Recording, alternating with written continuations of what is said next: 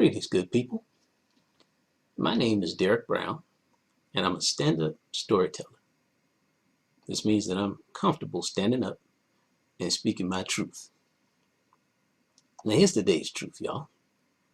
History is no mystery.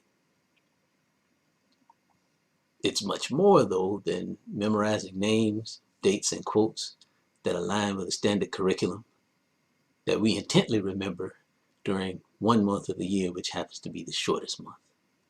But I digress. History is the story of the people, places, artifacts, and ideas of the past. And the past really starts a couple of seconds ago. The stories help us to see patterns and connections that inform, explain, and inspire our present and our future. We're weary of Martin Luther King quotes and photographs. Now, I'm very wary about our weary. Our weary will marginalize his message and his mission faster than the cliche quotes and photographs plastered all over social media. So do not grow weary in your doing, but make sure that you're doing well. If you're not, do better. Now, what does my do better look like? Well, I moved on to what I call MLK 2.0.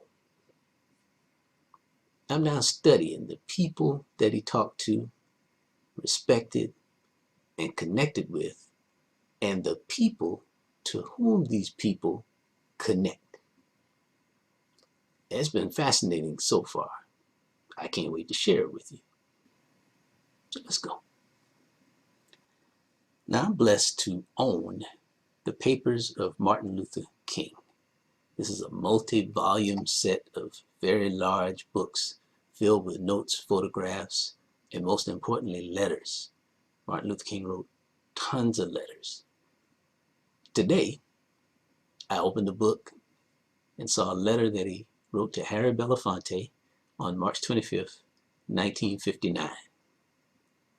Now, I know that Harry Belafonte and Martin Luther King had a pretty extensive, strategic, and friendly relationship. I know that Harry Belafonte helped Martin Luther King in a lot of ways, in a lot of financial ways.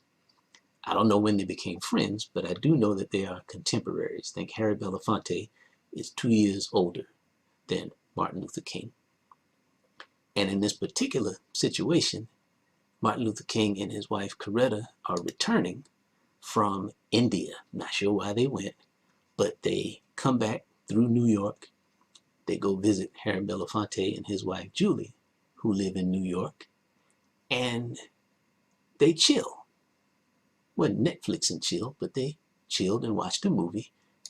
And the movie they watched was The Diary of Anne Frank. Now, I saw another letter maybe a week before this letter to Harry Belafonte. Yeah, perhaps the night after the visit. Shelley Winters, who starred in The Diary of Anne Frank, sent Martin Luther King a letter and sent him a copy of the book. Now, Shelley Winters won an Oscar. So I'm just letting all of this sit in my mind that all of these people are in the same place at the same time, and they're having fellowship, and these story arcs that overlap and intersect there, they're absolutely fascinating, because Anne Frank, who wrote a diary of her life as she and her family tried to elude Jewish concentration camps and Nazi Germany, and they were eventually interned in a concentration camp where she died. Before she reached the age of 16, she wrote her story.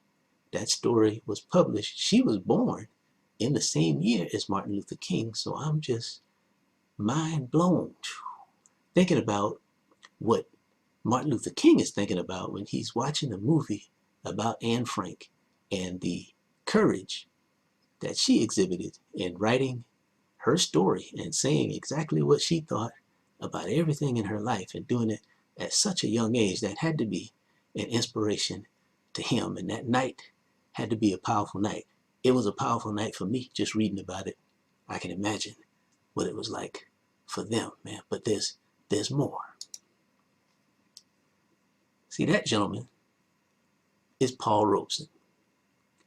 Paul Robeson is 30 years older than Martin Luther King and Harry Belafonte. Now, I know he was a personal mentor, Mr. Robeson, to Harry Belafonte, because Paul Robeson was everybody's All-American. Paul Robeson was a scholar, became a lawyer.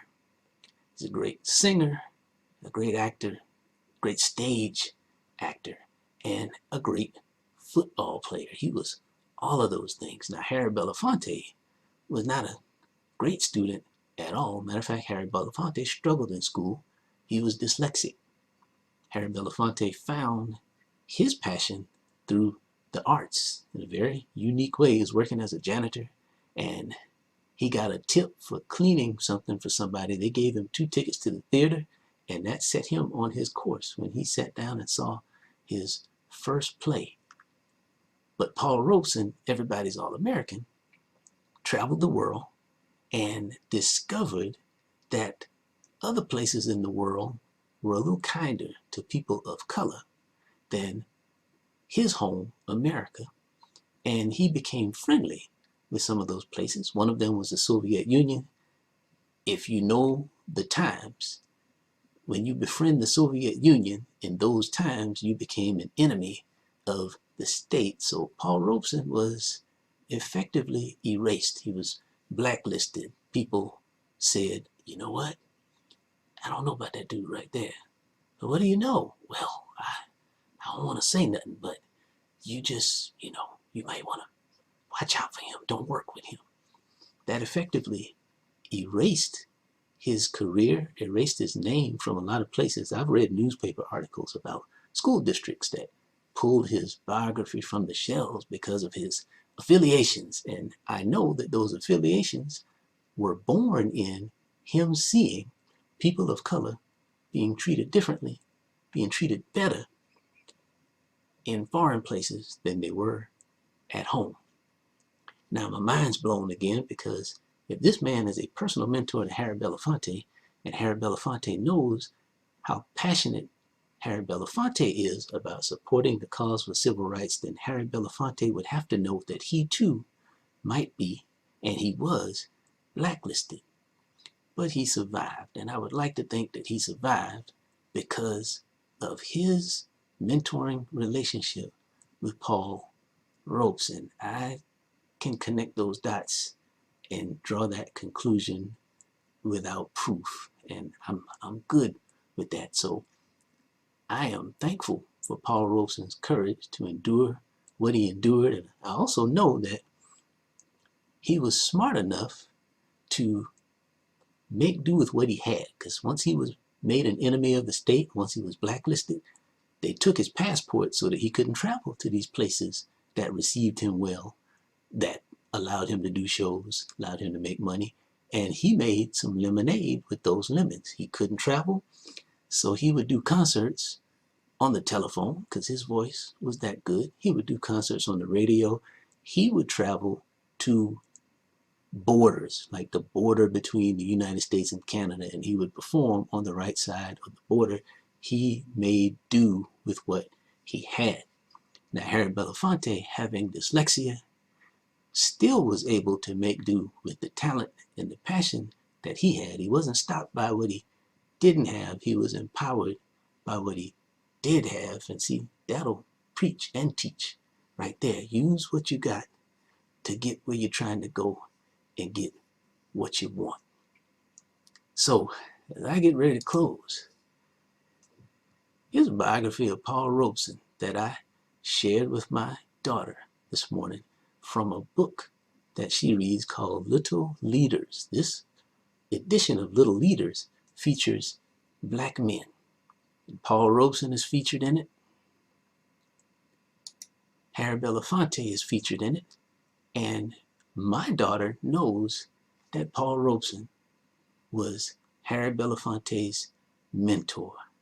And there are lots of other books that do not make mention of that. So I am very thankful that this is a book that we have in our house, and it tells that story. Remember, y'all, this story connects to Martin Luther King, the same Martin Luther King of whom we have grown weary of his quotes and pictures. But no, y'all, his story connects to very powerful stories of other very powerful, courageous people. And this is why we have to keep studying him. And this is why we are thankful that he wrote so many letters. Yeah? The Martin Luther King's letter writing practice was strategic. It was simple, but it was strategic. It probably helped him remember who he was meeting, like who they were, so to speak, and what their encounters and meetings produced. It wasn't just about sentiment. There was a lot of strategy there. The letters probably served as his knowledge base, like an index to all the stuff in his head, mental Rolodex. And I bet it helped him make a lot of moves. Selah. In peace.